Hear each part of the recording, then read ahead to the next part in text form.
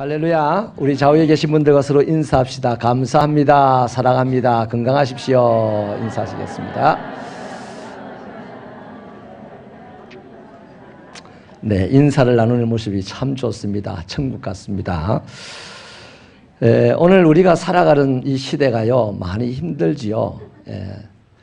경제적으로도 세계 경제가 자꾸만 하향 곡선을 그어가고 있고, 또 사상적으로도 포스트 모더니즘이 사상을 지배하므로 옳은 것도 없고 그런 것도 없고 네 마음대로 살아라 하는 이 사상이 오늘 세계를 지배하니까 모든 윤리도 또 풍조도 악한 곳으로 무너져가고 있는 시대라서 저와 여러분이 바르게 산다는 것이요, 아니 세상을 살아가는 사람들이 바르게 산다는 것이 힘들고 예수 믿는 사람들이 신앙생활을 제대로 하면서 살아가는 것도 쉽지 않는 그런 시대입니다.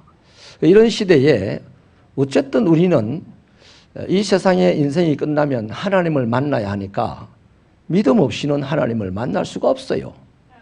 그래서 아무리 세상이 어려워도 우리의 믿음을 잘 지켜야 될 것 같습니다. 그래서 믿음을 지키는 두 가지 기둥이 뭔지를 오늘 이 한 절 말씀에서 우리가 찾아보려고 하는데요. 야고보서의 기자는 예수님의 친동생 야고보입니다. 이분은 예루살렘 교회의 초대 목회자였습니다. 당시는 극심한 박해로 인하여서 성도들이 많이 이사를 가버리고 떠나버렸습니다. 거기다가 종종 공개적으로 배교하는 성도들도 있었으니 이 목사님으로서의 입장이 얼마나 힘들고 괴로웠겠습니까? 자신이 힘들고 괴로운 것들은 문제가 아니고요, 아직도 예루살렘 교회에 남아있는 성도들을 바라볼 때 그 성도들이 얼마나 두렵고 얼마나 힘들었겠느냐 하는 것이죠. 그래서 하나님께서는 이런 분들을 위로하고 격려하기 위하여서 야고보서를 기록하게 하셨습니다. 야고보서에 보면 일관되게 주장되는 것이 하나가 있는데요. 그것은 성도들의 삶이요, 믿음으로 삶이 드러나기를 바라는 그것이 일관되게 나타나고 있습니다. 다시 말하면 신앙이 행사가 아니고 또 신앙이 어떤 식전의 요식행위가 아니고 신앙이 생활이 되기를 하나님이 일관되게 요구하고 있는 책입니다. 사실 예수님을 믿는다는 이유로요, 목숨까지 잃게 된다면 그 정도라면 자신의 믿음을 감추고 조용히 사는 것도 이해할 만하지 않습니까? 떠나지 않는 것만 해도 다행이라고 해야 되지 않겠습니까? 그런데 분명한 것은요, 삶으로 드러나지 않는 믿음의 고백은 진정한 믿음이 아니라는 것이 이 책의 말씀입니다. 전능하신 하나님을 믿는다면 나의 상황이 어떻든지 간에 그의 믿음은 삶으로 표현되어져야 한다는 것입니다. 그래서 야고보는 신앙의 생활화를 그렇게 강조하고 있는 것입니다. 여러분, 생활은 한 번 하는 것으로 생활이라고 하지 않습니다. 우리 숨 쉬는 거요, 한 번 숨 쉬었다고 숨 쉬는 거라고 말하지 않잖아요. 나도 모르는 사이에 계속 숨을 쉬고 있는 거죠. 생활이라는 건 마찬가지입니다. 나도 모르는 사이에 계속 행해지는 활동들이 생활이거든요. 그래서 저와 여러분의 이 어려운 시절을 우리 신앙 지키려면 이제는 우리가 고백하는 이 신앙이 생활 가운데서 계속해서 이루어져 나가야, 행해져 나가야 한다는 것이죠. 그래서 본문에도요, 환난 가운데서도 자신의 믿음을 지탱해 주는 두 가지 중요한 기둥을 소개하고 있는데 그 첫째 기둥이 기도 기둥입니다. 한번 따라해 주시겠습니까? 기도 기둥을 세우자. 13절 말씀을 다시 한번 읽어 주시겠습니까? 시작.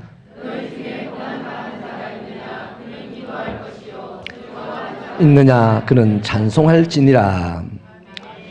교회사에 보면 야고보는요, 기도의 사람이라고 소개되고 있습니다. 얼마나 기도를 많이 했든지 별명이 낙타무릎입니다. 왜 야고보가 기도할 수밖에 없었겠습니까? 박해받는 상황이고 그 박해받는 최일선에 본인이 서 있기 때문이죠. 이분은 예루살렘 교회의 목회자로서요, 성도들이 박해를 피하여서 사방팔방으로 흩어지고 또 이사를 가버리고 멀리 다른 나라로 가버리는 이런 경우가 왕왕 보이고 있는 이 상황에서 다 떠나도 본인은 떠날 수가 없는 겁니다. 하나님께서 세우신 목회자이기 때문이에요. 결국 야고보는요, 그 교회에서 기도하면서 서기 62년에 순교를 당하게 됩니다. 그래서 죽임을 당하는 순간까지 이 야고보는 자기 신앙을 포기하지 않고 계속해서 핍박자들 앞에 드러내었던 것이죠. 어떻게 이것이 가능했느냐? 기도하는 사람이었기 때문에 가능했습니다. 다른 방법으로는 불가능한 일입니다. 신앙을 지킨다는 건요. 야고보의 신앙생활에서요, 기도를 빼버리면 아무것도 남는 것이 없었습니다. 그래서 이 시간요, 야고보 사도가 낙타무렵이라는 이름으로 저와 여러분에게 권면을 합니다. 세상 살기가 힘들지, 세상이 복잡하고 악하지, 고난당하는 자들아 기도하라. 여러분, 야고보서 위로가요, 네 고난당하냐, 내 가슴이 아프구나가 아닙니다. 네 힘드냐, 내 옆에 있어주마가 아닙니다. 고난을 당하느냐, 기도하라. 이 말씀입니다. 그러면요, 정말 믿음이 있는 사람은 그 말을 들을 때 그래, 기도하면 살아. 이렇게 해서 자기의 위로가 되는 거죠. 위로는 본인이 만드는 겁니다. 근데 믿음이 없는 사람은 아이 바빠 죽겠는데 또 기도하라 한다고. 힘들어 죽겠는데 기도하라 한다고. 이 문제를 해결해 주면 내 기도하지. 이럴 겁니다. 그래서 여러분, 우리들의 이 말씀 앞에서의 태도는요, 자신도 모르게 하나님 앞에 믿음이 그대로 적나라하게 드러나고 있습니다. 저와 여러분의 믿음이 하나님이 인정하시는 믿음이 되시기를 주님의 이름으로 축원합니다. 여러분이요, 야고보 사도가 말하는요, 그 시대의 고난은 오늘 우리가 겪고 있는 삶의 고난과는 비교할 수가 없이 큽니다. 예수 믿는 것 때문에 죽음을 당해야 하는 그런 종류의 고난이지 않습니까? 솔직히 그 정도의 고난이라면 면할 수 있는 방법이요, 있어요. 뭐 간단합니다. 신앙 포기하면 됩니다. 예수 안 믿으면 됩니다. 나 이 어려워서 예수 못 믿겠다고, 힘들어서 예수 못 믿겠다고 하면 돼요. 그러면 본인이 어려워하는, 믿음 때문에 어려워하는 그 고난은 안 당하는 거죠. 그러나 야고보는요, 믿음 때문에 지금 죽을 고난을 당하는데도 그 믿음을 포기하지 않았습니다. 오히려 더욱 하나님을 신뢰하였습니다. 고난 가운데도 기도했다는 자체가 하나님을 신뢰하고 있다는 증거입니다. 여러분, 이것은요, 저와 여러분에게도 마찬가지입니다. 우리가 지금 어떤 종류의 고난을 겪고 있다고 하더라도요, 진짜 우리가 하나님에 대한 분명한 믿음이 있으면 그 고난과 상관없이 기도할 것입니다. 기도할 수 있어요. 여러분, 상황이 너무 힘들고 어려워서 기도하지 못하는 거 아닙니다. 속지 마십시오.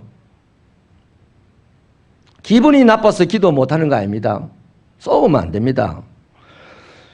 또 반대로 문제가 나에게 전혀 없어서 기도할 뭐 특별한 이유가 없다고 그걸 기도할 필요를 못 느껴서 기도 안 하는 게 아닙니다. 어떤 이유로든 오늘 내가 기도를 하지 않고 있다면 그것은 나는 믿음이 없는 사람이요 라고 하는 자기 증거입니다. 인정하시면 아멘 하십시다. 기도는 생활이어야 합니다. 내가 어떤 형식을 따라서 잔칫날만 우리 숨 쉽니까? 심호흡 한번 쫙 하고 행사라고 심호흡 한번 쫙 하고 숨 안 쉬고 삽니까? 그건 아니잖아요. 기도는 생활입니다. 생활. 그래서 믿음이 있는 사람은 요래도 기도하고 저래도 기도합니다. 힘들어도 하나님을 인정하고 기도합니다. 힘든 일이 없어도 하나님을 인정하고 하나님께 기도합니다. 기도가 생활이 되어지기를 주님의 이름으로 축원합니다. 믿음의 사람 중에 다니엘이라는 사람이 있지 않습니까? 이분은 자신을 죽이려고 하는 음모가 지금 진행된다는 사실을 가장 먼저 알았던 사람입니다. 어떤 식으로 자기를 죽일 것이라는 방법까지도 알고 있습니다. 그럼에도 불구하고 이분은요, 이전에 하던 방식 그대로 예루살렘을 향하여서 창문을 열어놓고 큰 소리로 감사하며 기도하였습니다. 만약에요, 믿음이 있으니 그 고난 중에도 그렇게 기도를 하는 거예요. 기도를 끄는 게 아니에요. 기도가 생활이니까 계속했어요, 기도를. 만약에 이 다니엘에게 믿음이 없었다든지 믿음이 부족했다면 자칭 믿음의 사람으로 살았더라면요, 이랬을 거예요. 하나님, 지금 상황을 누구보다도 모든 것을 아시는 하나님이 잘 아시죠? 그러니 하나님, 이 기간이 지나가는 동안 나 하나님께 기도를 안 하겠습니다. 하나님, 그렇게 이해를 하십시오. 이 기간이 지나고 나면 내 더 열심히 기도하겠습니다 라고 할 수도 있어요. 또 아니면 집에서 기도는 해야 되겠어요. 그러면 죽기는 싫으니까 창문을 닫아놓고 기도할게요. 하나님, 지난번하고 좀 달라도 이해를 해 주십시오. 그것도 또 무서우면요, 하나님, 당분간 내 침묵으로 기도하겠습니다. 그래서 하나님도 좋고 나도 좋고 그렇게 하십시다. 그러면서 자기 스스로를 이해시키고 하나님께 납득시키면서 기도 안 했을 거예요. 믿음이 없으면 그럴 수 있습니다. 근데 이 다니엘은 믿음의 사람이라서 그거 다 할 수 있지만 안 했어요. 죽을 수밖에 없지만 기도했어요. 그래서 어떻게 됩니까? 사람들이 얼씨구나 잘 걸려들었다 해가지고 엄모대로 다니엘을 사자굴에 집어던졌습니다. 그것으로 끝난 게 아니죠. 그 다음 하나님의 반전의 역사가 일어나기를 사자의 입을 봉했다 그랬습니다. 다음 날 다니엘은 영광 가운데 다시 굴에서 올라와가지고 왕이 무릎 꿇게 하는 그런 인물이 되었습니다. 자기를 사자굴로 집어넣었던 음모자들을 사자굴에 들어가 밥이 되도록 하셨습니다. 이런 반전의 역사가 다니엘에게 있었지 않습니까? 여러분, 그렇다면요, 이렇게 질문할 수도 있어요. 그럼 왜 야고보는 기도하다가 죽어야 됩니까? 야고보에게도 반전의 역사를 일으켜서 살게 해주셔야 되잖아요. 이런 의문을 가질 수가 있어요. 여러분, 우리 신앙을 원초적으로 처음부터요, 옷으로 치면 다 풀어헤치고 첫 단추부터 다시 우리 신앙을 지금 끼워 나가야 됩니다. 야고보가요, 기도하다가 죽었습니다. 여러분, 다 그럴 겁니다. 하나님이 개입하시면 이 기도 중에 역전을 할 수가 있을 텐데 왜 죽어야 됩니까? 이런 질문 앞에요, 이렇게 얘기하겠습니다. 여러분, 진정한 그리스도인에게 가장 좋은 것이 뭡니까? 가장 영광스러운 것이 뭡니까? 예수 닮은 거 아닙니까? 진정한 그리스도인에게 가장 영광스러운 것이 대통령 되는 겁니까? 세계 최고의 거부가 되는 겁니까? 그것은 아니에요. 그런 것 같으면 예수님이 로마의 황제가 되어야 했어요. 우리 신앙의 단추를 오늘 새로 끼십시다. 진정한 그리스도인의 최고의 영광은 예수 닮는 거예요. 그러면 사람이 한 번 태어나서 살다가 언젠가는 죽는 것이 정한 이치입니다. 내가 한 번 죽는 그 장소, 그 현장에서 예수님처럼 죽는 것이야말로 가장 아름답고 영원히 하나님 앞에서 인정받을 죽음인 것입니다. 순교는 그래서 아무나 하는 게 아닙니다. 수만 명 중에 한 명, 수천만 명 중에 한 명 할까 말까 하는 것이 순교예요. 순교는 정말로 아름다운 것입니다. 아무나 시키는 게 아니에요, 하나님이. 그래서 야고보는 이렇게 기도하다가 기도를 생활화하고 살다가 순교를 당했으니 예수님하고 똑같은 모습으로 돌아가신 거예요. 가장 영광스러운 승리라는 것이죠. 사랑하는 여러분, 오늘 우리가 살아가는 이 세대가 총체적으로 고난의 시기라고 합니다. 그러므로 오늘 우리가 살아갈 때에 하나님의 사람들, 믿음을 가진 사람으로서 이 고난의 시대에 공동체 전체가, 나라 전체가 고난에 빠졌다고 하는 이 시대에 우리가 뭐 해야 됩니까? 기도해야 합니다. 경제적으로 어려움을 당했습니까? 기도해야 됩니다. 인간관계가 파괴되어서 지금 마음이 아픕니까? 기도해야 됩니다.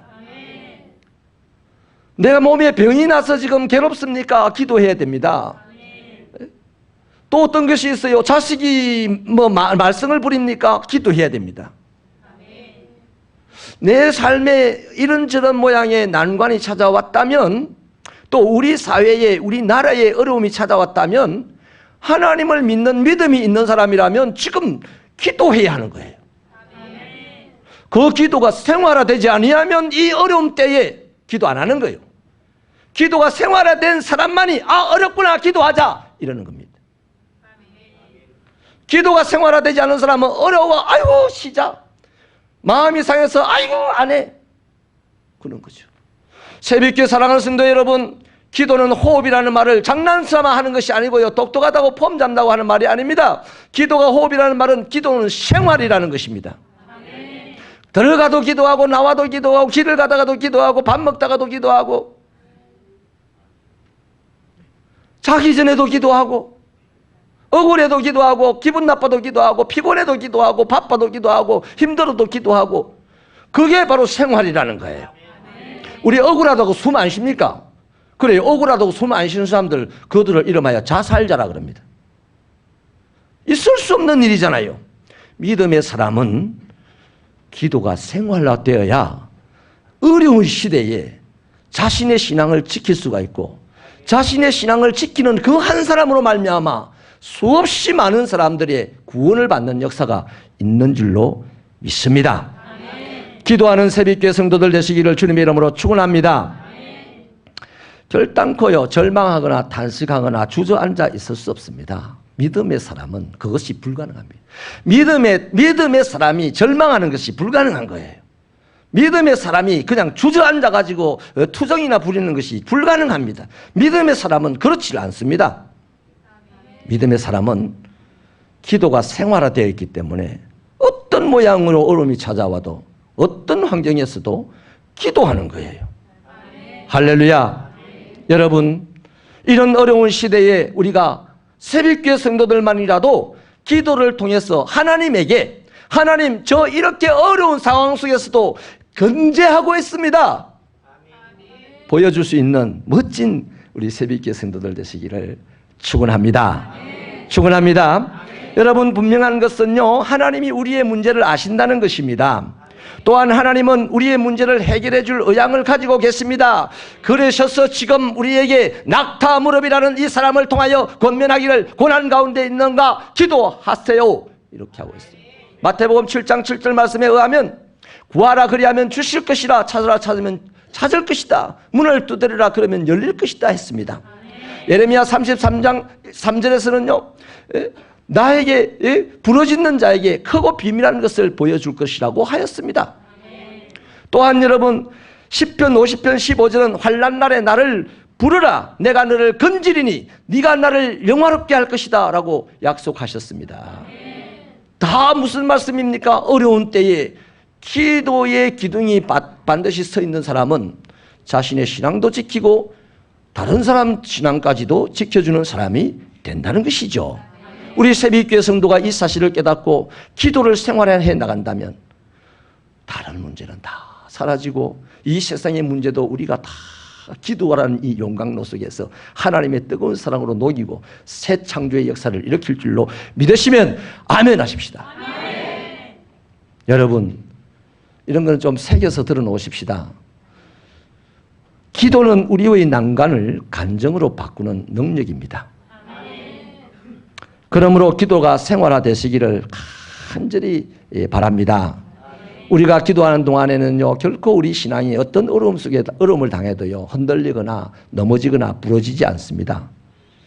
설령 세상이 우리의 목숨을 빼앗아갈지는 모르지만 우리의 영혼은 빼앗아갈 수가 없습니다. 그러나 우리의 영혼이 건강하다는 증거가 무엇입니까? 어려울 때 기도합니다. 목숨을 빼앗아가는 사람들 앞에서도 기도합니다. 그 신앙을 보여줍니다. 하나님은 그 신앙 위에 역사하셔서 그 영혼을 건강하게 하시고 그 육신도 건강하게 해주실 줄로 믿습니다. 이 시간 저는 여러분을 축복합니다. 오늘 이 이후에 우리의 남아있는 인생 동안에 어제보다 오늘 이후로 더 많이 기도하십시다. 더 많이 기도하십시다. 그래서 세월이 지나가면 지나갈수록 주님 나라가 가까워지면 가까워질수록 하나님의 얼굴을 뵙는 날이 내 인생에 가까워질수록 내게 남는 것은 기도이기를 바랍니다. 그 사람 나머지는 다 하나님께서 채워주시고 남겨주실 줄로 믿습니다. 두 번째 기둥은요, 우리의 믿음을 지키는 두 번째 기둥은 찬송 기둥입니다. 한번 따라 하십시다. 찬송 기둥을 세우자. 우리 본문 한 번 더 읽어주십시오. 시작. 너희 중에 고난당하는 자가 있느냐? 그는 기도할 것이요. 아멘. 즐거워하는 자가 있느냐? 그는 찬송할지니라. 무슨 이유로든 즐겁다면 찬송하라는 요구입니다. 그런데 여기에서 말하는 즐거움은요, 그냥 기분 좋은 상태가 아니에요. 이것은 앞에서 언급한 고난당하는 사람들과의 관계에 있는 내용입니다. 고난당하는 사람들이요, 기도를 했어요. 그럼 기도하고 나면 반드시 얻는 것이 있는데요, 즐거움을 얻습니다. 아멘이십니까? 이를테면요, 기도를 통해서요, 내 문제가 해결됩니다. 응답을 받습니다. 아니면 그 기도를 통해서 하나님의 뜻을 깨닫습니다. 그것도 아니면 기도하는 동안에 내 마음이 생각지도 못하게 평안합니다. 그래서 기도하는 사람들의 그 마지막 자리는 보면 항상 콧노래가 나오든지 하나님을 찬송하게 되어 있어요. 우리 다 경험해봤지 않습니까? 그래서요, 이 뭔 말입니까? 기도하고 난 다음에는 문제가 해결되었든지 뜻을 깨달았든지 네 마음이 평안했든지 할 테니 거기에서 오는 즐거움을 묻어두지 말고 하나님을 찬송하고 높이라는 얘기예요. 기도가요, 고난을 당하는 사람들이 하나님을 향한 믿음을 나타내는 것이라면, 찬송은 문제로부터 자유롭게 된 사람들이 하나님을 높이는 신앙의 모습이지 않습니까? 그렇기 때문에 기도와 찬송은요, 둘 다 믿음이 삶으로 표현되는 것입니다. 그러니까 기도도 내 믿음이 표현되는 겁니다. 찬송도 내 믿음이 표현되는 겁니다. 그러면 기도도 더 많이 하고 찬송도 더 많이 하고 더 많이 기도 찬송 하다 보면 그것이 나의 생활이 되는 거예요. 그것만 하다가 굶어 죽느냐? 그건 아니죠. 하나님을 믿는 사람들이 그거까지 걱정하면 안 되는 거죠. 오늘 이 시간 여러분, 기도 더 많이 하시고 찬송 더 많이 하시는 인생들로 거듭나시고 끊임없이 기도와 찬송이 여러분의 것이 되기를 주님의 이름으로 축원합니다. 여러분, 그런데요, 이렇게 기도와 찬송이 우리 신앙을 지탱하는 두 기둥이라면, 기둥의 기능은요, 뭔가를 지탱하기 위해서 두 기둥 이상이라면 모든 기둥이 동일하게 굵어야 되고 동일하게 키가 커야 됩니다. 키와 굵기가 같아야 돼요. 한쪽이 찌그러져 있으면 무너집니다. 근데 안타깝게도 오늘 이 시대를 살아가는 그리스도인들의 신앙의 삶이요, 기도라는 기둥을 많이 세웠는데 찬송이라는 기둥이 약한 사람이 있고, 찬송이라는 기둥은 많이 세웠는데 기도라는 기둥이 약한 사람이 있습니다.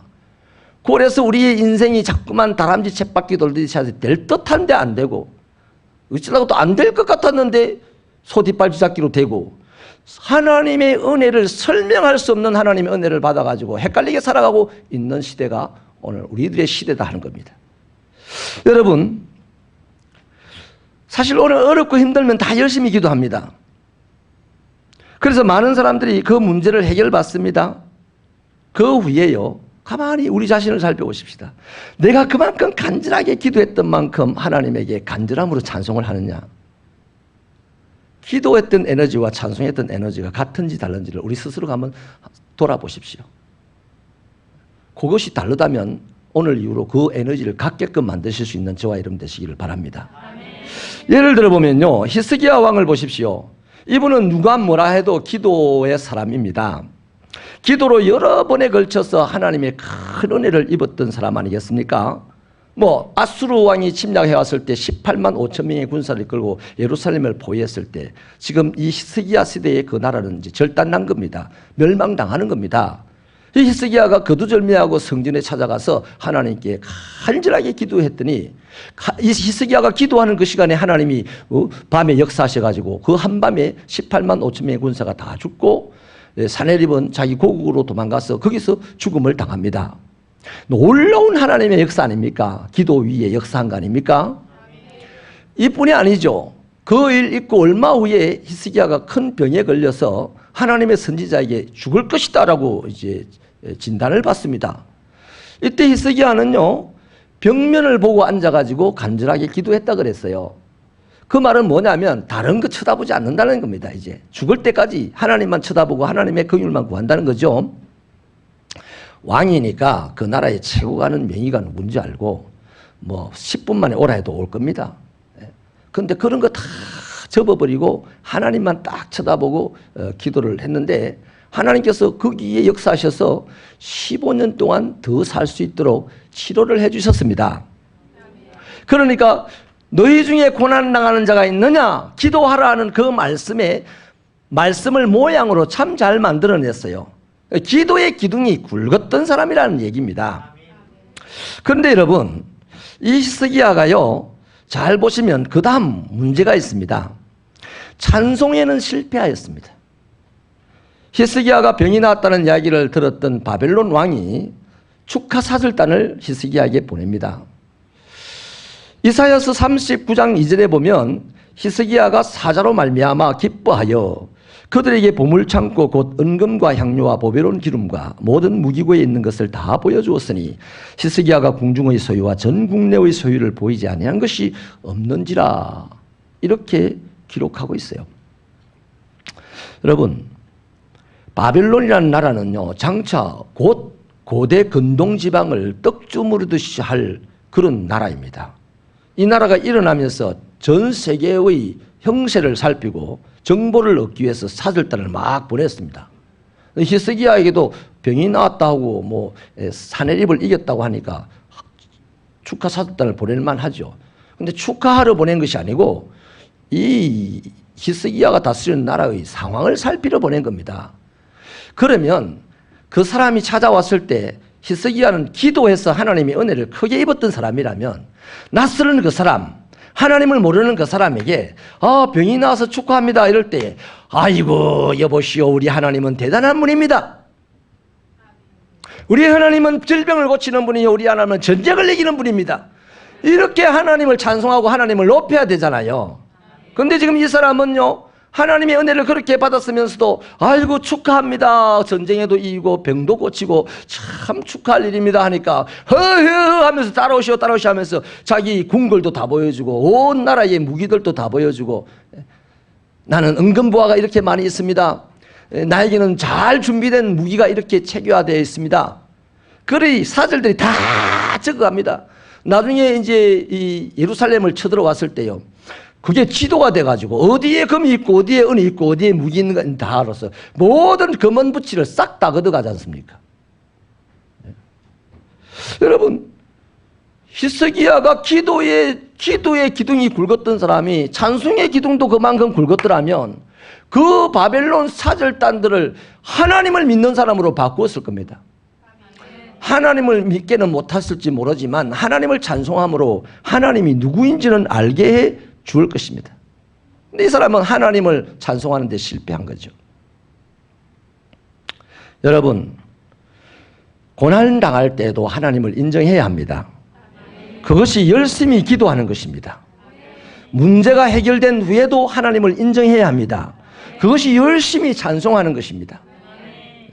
힘들 때도 하나님을 인정하고 잘 될 때도 하나님을 높이는 이런 사람들이야말로 신앙이 생활화되어 있는 사람들입니다. 아무나 이러는 게 아니에요. 아무나. 그 대단한 히스기야도 불가능했었어요, 이게. 그러니 어찌 보면 저나 여러분은 히스기야에 비하면 약한 사람들입니다. 그러면 저와 여러분은 더더욱 우리의 신앙이 생활화되기 위해서 기도 생활, 찬송 생활을 더더욱 열심히 해야 되는 거예요.